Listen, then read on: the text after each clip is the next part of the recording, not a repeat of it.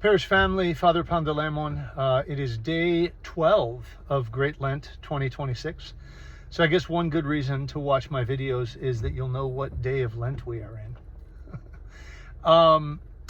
Today I wanted to, we had Presanctified Liturgy 2 nights ago. And since then, I've been thinking about something related to the Presanctified Liturgy. And I kind of explained this before, but I'll briefly explain. So the Presanctified Liturgy is, in some sense, it's really not a liturgy, because a liturgy, by definition, is a service where we take bread and wine and we consecrate it, and it becomes the body and blood of Christ. That actually doesn't happen at the Wednesday Presanctified liturgies. The reason it's called Presanctified is because what we do is the Sunday before, so last Sunday in this case, I actually cut out 2 cubes of bread, right, which I then consecrate and they become the body of Christ. And of course, with that, I pour in the wine, which becomes the blood of Christ. And what I do is one of those we consume at Sunday's liturgy. That's what we did this past Sunday.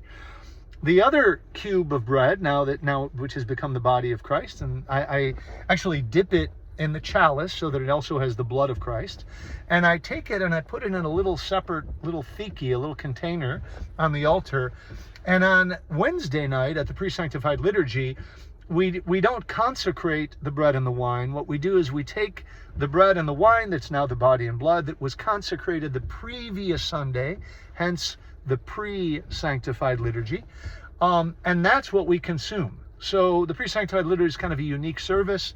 Really what it is it's kind of like a Vespers service, which is really just an evening prayer service. And then we tack on to that sort of part of the divine liturgy, right? So if you were to come and you were to pay close attention, that's what you would see. It's kind of about the first 50% is Vespers, and then the last 50% is sort of the liturgy without the consecration of the bread and the wine. But what I wanted to say today, which I think regarding the Presanctified Liturgy, is, it's noteworthy that we even have this service, right? Why is it noteworthy? Well, what this service tells us, because as I've said before, the tone of Lent, right, Monday through Friday, the weekdays of Lent, not the weekends, is a more somber, a more calm, a darker tone, right? The lights are dimmed. Father's wearing dark purple or black vestments. The altar is covered in purple or black, right? So it's much quieter, more subdued. And part of that, and I've said this before as well, is that because of that tone, we don't have divine liturgy during weekdays of Lent, because it's just kind of not congruent with the tone of Lent, right? So what the church has done is it's created this service that basically allows us to commune during Lent, even though we can't have liturgies, right?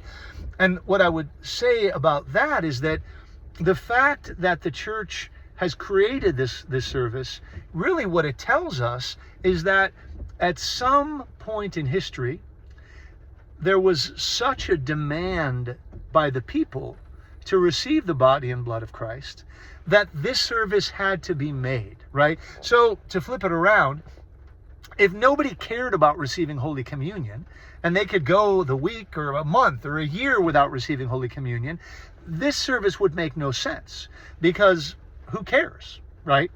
But what this does tell us, the fact that it exists, tells us that at some point there was the people hungered and thirsted so much to receive the body and blood of Christ. They couldn't even wait a week. There was such a demand, there was such a hunger, such an eagerness to partake of the sacrament, that the church said, you know what?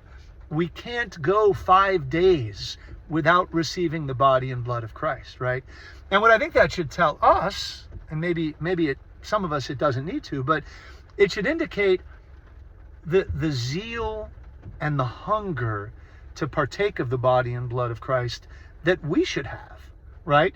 So if we are the church, we're a continuation of the early church, right? I mean, we are the same church that was founded by Christ through the disciples and through them, to the bishops and so on. If we are that church, then we should also have that amount of hunger and thirst to partake of Christ's body and blood, right? And so I would ask you, I guess I'll close with a little question. Do you have that hunger? Right? When you go too many days without receiving the body and blood of Christ, do you say to yourself, I need to partake of the body and blood of Christ? It's been too long. I need that, right? Because that's what we should be feeling. That's what we should be thinking. That should be our spiritual experience. We should always, and really, I mean, in some sense, and this is a more broad statement, really, every week, the whole week should, in some sense, be preparation to receive the body and blood of Christ, right? And that's a good thing, right? Because the more we reflect on that, and the more we kind of make that the focus of our week, the more we're inclined to pray and fast and be reconciled with the people around us, right? We don't want to go to the chalice having just, told off our spouse, right? So really, this connection to the sacrament of communion is really central to orthodoxy, right? And we as a parish, we need to cultivate that, right? In ourselves and in our kids and in our grandkids and in our great-grandkids, right? That is, in some sense, that is the mark of being an Orthodox church, right? That hunger for the liturgical life, and particularly for the sacramental life, and particularly to partake of the body and blood of Christ, because that is really the sacrament of sacraments. So those are my thoughts for the day. I pray that your first 12 days of Lent are bearing spiritual fruit for you, and hope to see you soon.